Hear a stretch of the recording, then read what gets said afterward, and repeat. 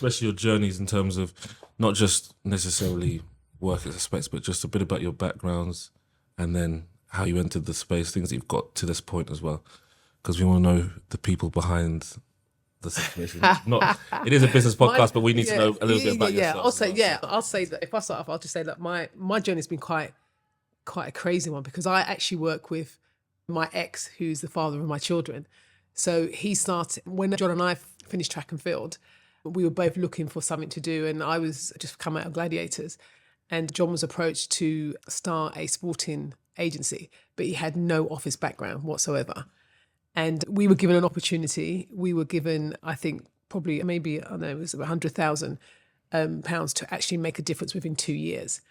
Now, John and I could have literally just said to ourselves, okay, look, let's just take one day by a time and just let the money go. But in our head, we were thinking, no, we've got this. We weren't getting paid monthly at all. We were getting paid just expenses for 2 years. So this money was basically just used to build the company. So we put our heads down and we worked solidly for about 2-3 years on basically nothing but our own savings to try and get this company to work. Because for myself and John, we thought that because we already know about this industry and we're looking at each other and we're thinking, okay, no one can do it better than ourselves. So we worked really closely, and we've been working together for 24 years. Yeah. Yes, we've broken up in the meantime, and he's remarried. I've got my partner, but our girls are in track and field. But we have still kept our work ethic together because we trust each other. Yeah. And I think that as a black couple, family, our girls are in track and field. I think one of the major things that have come out of the fact that worked so closely together, that we've stayed together. Yeah.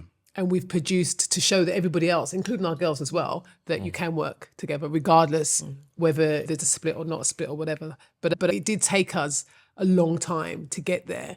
And our work ethic has always been completely solid, 100%. Like, we work hard, like 24 hours a day, 7 days a week, because we know that's the only way that we can get to where we want to be. And so we came into a market that was saturated.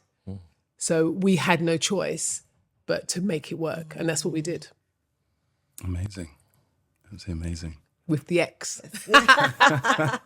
Everyone always says it. They're like, how are the two of you working? I'm like, because I am an amazing woman. That is why we're working together. Zarita. So I guess my journey's slightly different. So I was born into sort of music creativity. My dad is a musician. He's a reggae musician. And he actually came from Jamaica in 1971. He was sent to the UK by the Jamaican government to promote reggae music. It was when Double Barrel went to #1 with Dave and Ansel. Oh, wow. I remember that. Yeah, I remember those. He came as part of that band. And that was always his dream. In Jamaica, my grandfather wanted him to train as a welder. And he was just like, no, music is what I want to do. And my grandfather said to him, okay, if you're going to step away from the family trade, you need to basically know that you can eat from music. And he said, well. And he's self-taught guitarist and then came to the UK. Now, when he came to the UK, and as we know how the music business can be volatile, 1 minute everyone loves you, the next minute the opportunities are gone. Yeah. And in that case, with that and the way that reggae music was moving at the time, the hopes and dreams that he had when he came here quickly evaporated, and he had two choices. The choice was to go back to Jamaica, and he didn't want to do that because he knew that he'd be criticised for turning his back on the trade, or stay in the UK and make a life for himself from music. So music has always been there in our lives, in my dad's life.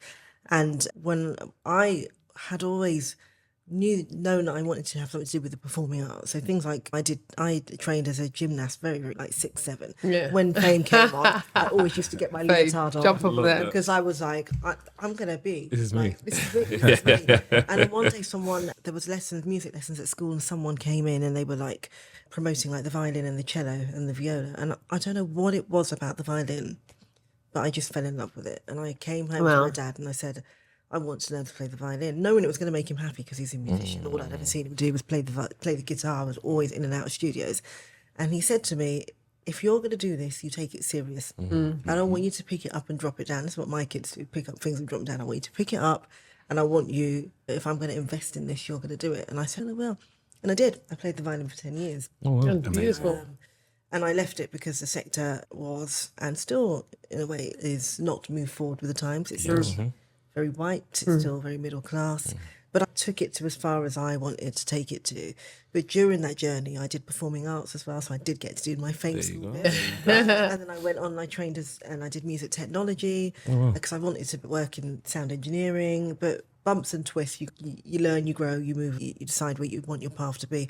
And I got to the end of university and realised that actually my passion probably wasn't in commercial and trying to make money. It was around how do I use my experience as being the only black kid in the room in classical music as an example. How do I take that and look at how I work in a community setting around access? And that's where my journey went from then. Wow. Amazing.